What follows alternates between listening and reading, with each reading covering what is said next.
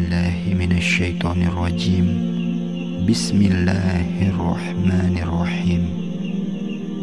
Assalamualaikum warahmatullahi wabarakatuh.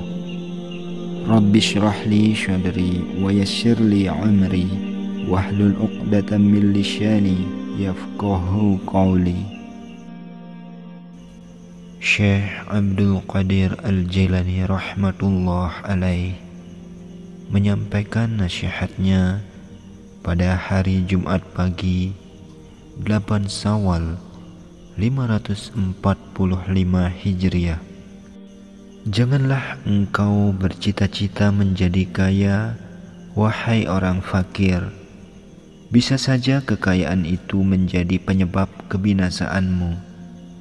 Dan janganlah engkau bercita-cita untuk sehat, wahai orang yang sakit. Boleh jadi kesehatanmu itu akan menjadi sebab kebinasaanmu. Engkau akan terpuji jika menjadi orang yang berakal dan menjaga buah hasilmu. Hendaknya engkau menerima takdir yang menyertaimu. Janganlah engkau meminta lebih darinya. Allah Subhanahu wa ta'ala memberikan apa saja kepadamu disebabkan oleh permintaanmu yang bercampur kotoran dan kebencian. Hal ini telah aku coba, kecuali orang yang diperintah hatinya agar meminta akan diberkahi dan akan hilang kotoran darinya jika ia memang diperintahkan untuk meminta. Hendaklah engkau memohon ampunan dan keselamatan di dunia dan di akhirat dalam doamu. Janganlah engkau memilih-milih dan sombong terhadap Allah Subhanahu wa ta'ala, karena itu dapat melemahkanmu. Maka hendaknya engkau meminta ini saja, agar Dia tidak menghancurkanmu dan menyiksamu.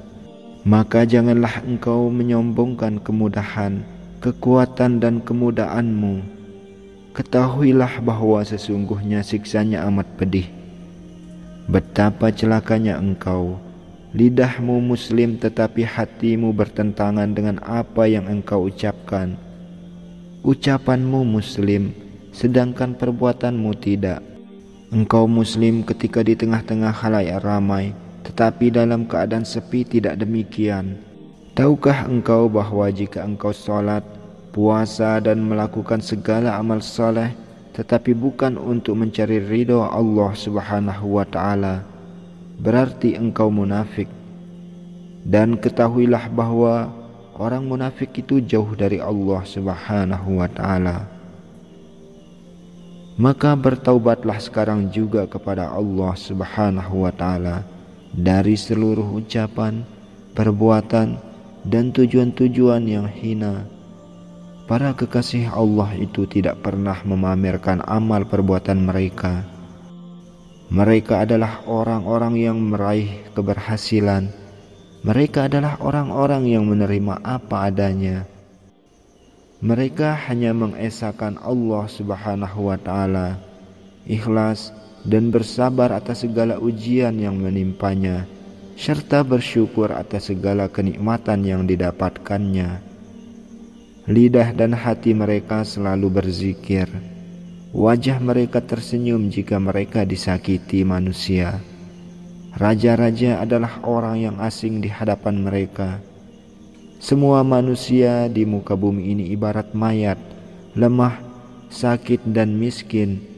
Surga merindukan mereka dan neraka bisa padam karenanya. Di antara keduanya tidak ada bumi, langit maupun tempat tinggal. Tujuan mereka sangat jelas, yakni hanya menuju pada satu arah. Mereka berjalan bersama dunia dan penghuninya pada mulanya, tetapi kemudian mereka berjalan bersama pemelihara dunia dan akhirat.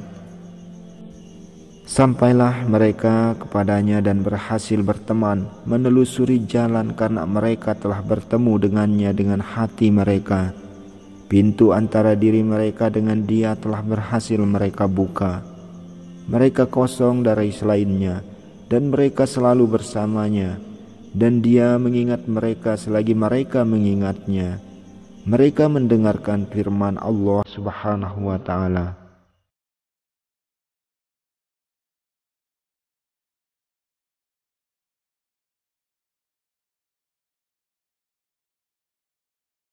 Karena itu ingatlah kamu kepadaku, niscaya aku ingat kepadamu, dan bersyukurlah kepadaku, dan janganlah kamu mengingkari nikmatku.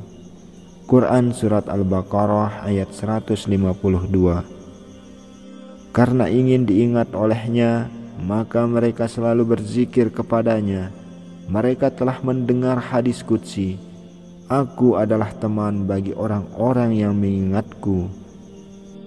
Majelis yang sia-sia mereka tinggalkan, dan mereka berpuasa dengan majelis zikir, sehingga mereka berhasil bermujalasah atau duduk-duduk dengannya. Ketahuilah, ilmu itu tidak akan berguna bagimu jika tanpa amal. Karena itu, engkau harus beramal hitam di atas putih. Ia adalah hukum Allah Subhanahu wa taala yang harus diikuti hari demi hari, tahun demi tahun, hingga engkau mendapatkan hasilnya. Ilmu akan menuntutmu, wahai gulam, jika engkau tidak mengamalkannya.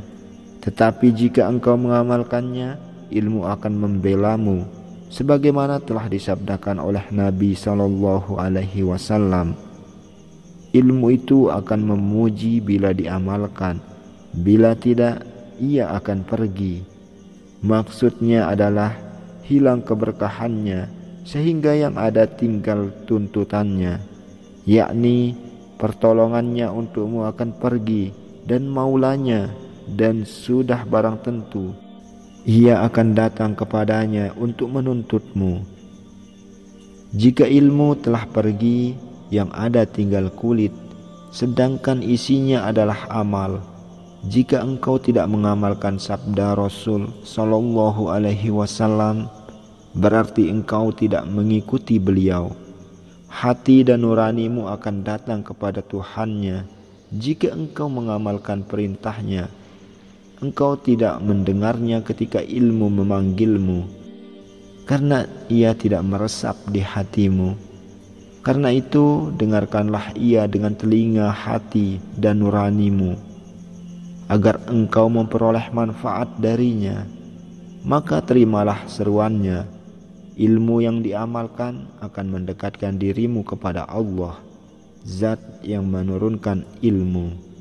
Jika engkau mengamalkan hukum sebagai ilmu pertama, maka ia akan mengantarkanmu kepada ilmu berikutnya, sehingga kedua matamu akan menangis dan hatimu penuh dengan rasa takut.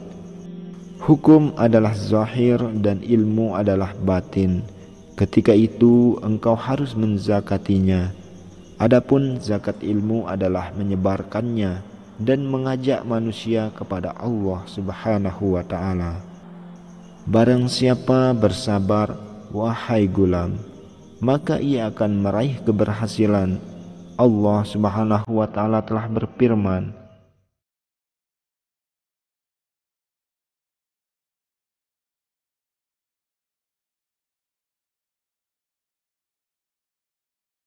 sesungguhnya hanya orang-orang yang bersabar yang dicukupkan pahala mereka tanpa batas.